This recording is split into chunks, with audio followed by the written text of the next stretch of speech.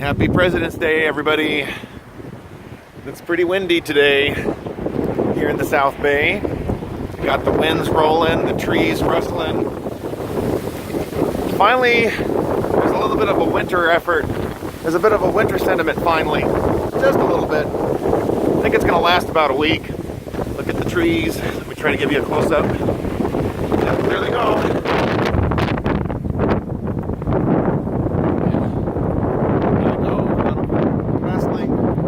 Fluttering here.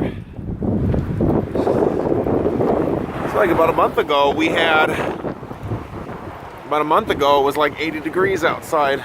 Oh, not even that, 2 weeks ago. Here we go, folks. Nice and fresh. It's tolerable at this hour, but it's going to be like 44 degrees tonight. Ooh, chilly.